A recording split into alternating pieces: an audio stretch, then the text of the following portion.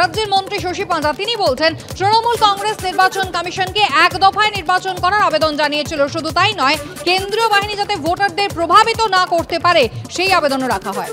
কালকে ইলেকশন কমিশনের পক্ষ থেকে নির্বাচনের সমস্ত ঘোষণা হবে, নির্বাচন কবে থেকে কোথায়, কত দিনের, কোন রাজ্যে কত।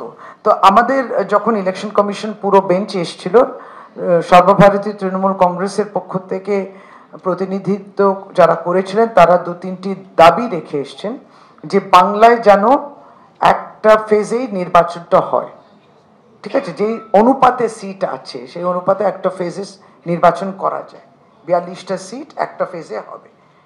আর আরেকটা হচ্ছে যে ইতিমধ্যে আমরা দেখেছি সেন্ট্রাল ফোর্স ইত্যাদি এসছে, এই সেন্ট্রাল ফোর্সগুলো ভালো দেখুক, ভালোভাবে ইলেকশন সর্বত্র সারা ভারতবর্ষে ভালোভাবে হচ্ছে কিনা, কিন্তু তাদের মাধ্যমে যেন আমরা না দেখি যে ভোটারদের ধমকানো হচ্ছে, চমকানো হচ্ছে কিংবা তাদেরকে প্রভাবিত করা হচ্ছে।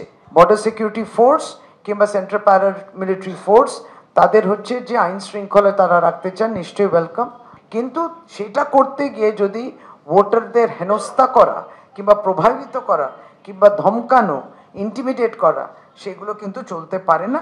এইটা আমরা কিন্তু এই প্রত্যাশা রাখলাম এবং এটা বলাও হয়েছিল ইলেকশন কমিশনার যখন, চিফ ইলেকশন কমিশনার যখন এসেছিলেন তার পুরো টিম নিয়ে বাংলায়।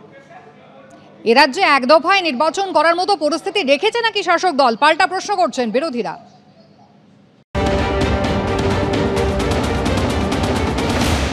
পশ্চিমবঙ্গের যে হিস্ট্রি আছে, আমাদের ভোটের হিস্ট্রি, তাতে আমরা দেখেছি পশ্চিমবঙ্গে ভোটে হিংসা হয়, গুন্ডামি হয়, ভোট লুট করার চেষ্টা করা হয়। তো স্বাভাবিকভাবে পশ্চিমবঙ্গে 7 দফা বা তার বেশিতেই ভোট হওয়া উচিত এবং পূর্ণভাবে কেন্দ্রীয় বাহিনী দিয়ে ভোট হওয়া উচিত এবং সেই কেন্দ্রীয় বাহিনীর উপস্থিতিতেই একমাত্র ফ্রি অ্যান্ড ফেয়ার ইলেকশন আমরা পশ্চিমবঙ্গে করতে পারবো। এবং আমার মনে হয় যে কেন্দ্রীয় নির্বাচন কমিশন হোক বা রাজ্য নির্বাচন কমিশন হোক, তাদের প্রত্যেকের নৈতিক কর্তব্য দায়িত্বের মধ্যে পড়ে যে ফ্রি অ্যান্ড ফেয়ার ইলেকশন করানো। এটা রাজ্য নির্বাচন কমিশন এবং কেন্দ্রীয় নির্বাচন কমিশনের কর্তব্য, সেই কর্তব্য তাদের পালন করা উচিত। এখন সম্ভবত আগামীকাল নির্বাচন ঘোষণা করবে, 7 দফা বা তার চাইতে বেশি দফায় পশ্চিমবাংলার ভোট হবে। পশ্চিমবাংলায় তো তাই ভোট হচ্ছে। তৃণমূলের রাজত্বে এক দফায় ভোট করার মতন কোনো বাস্তবতা তো তৃণমূল রাখেনি। এন্টায়ার প্রশাসনটা দলতন্ত্রের অংশীদার হয়ে গেছে। পঞ্চায়েত নির্বাচনে দেখা গেল তো একেবারে ভোট কাউন্টিং এ পর্যন্ত লুট। নির্বাচন কমিশনারও পারলে extended member of the cabinet, এর একটা ভাব। ফলে কার্যত কলুষিত করে দেওয়া হয়েছে পশ্চিমবাংলায়। স্বাভাবিক কারণেই হয়তো বেশি দফায় হবে, হয়তো 900 কোটি কোম্পানি বাহিনী থাকবে, কিন্তু কথাটা সেটা না। সবচেয়ে বড় কথা হচ্ছে মানুষ এটা ইনশিওর করতে হবে যে সে তার নিজের মতো করে ভোট দিতে পারছে। কাজ এইটা, সেই কনফিডেন্স তৈরি করা। কত দফায় করবে আর কত কোম্পানি দিয়ে করবে সেটার চাইতে বেশি গুরুত্বপূর্ণ হচ্ছে কনফিডেন্স জেনারেট করা। যত দফা দরকার হয় তত দফাই করা উচিত।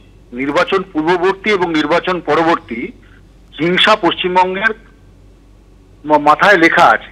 সারা জীবন ধরে পশ্চিমবঙ্গের রক্তপাত এড়ানো যায় না, এটা দুর্ভাগ্যজনক।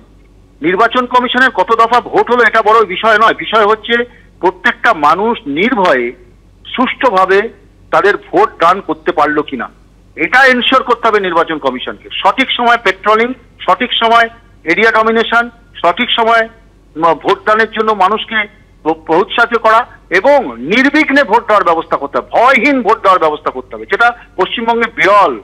তাই নির্বাচন কমিশনের কাছে আমাদের অনুরোধ থাকবে, লক্ষ্য থাকবে যাতে এই ভোটটা সঠিকভাবে হয়, মানুষ যেন তার ভোট দিতে পারে। কোনো চুরি কারচুপি এবং রাজ্য সরকারের পুলিশ এবং তার ক্যাডার বাহিনীর কোনো রকম যাতে তার মধ্যে ইনভলভমেন্ট না থাকে সেটা ভালোভাবে নজর রাখতে হবে। আর নির্বাচন কমিশনের কেন্দ্রীয় বাহিনী যাতে ওই চিড়িয়াখানা আর হাজারদুয়ারি দেখতে না চলে যায় বিগত দিনের ঘটনার মতো, সেদিকেও আমাদের দৃষ্টি রাখবো।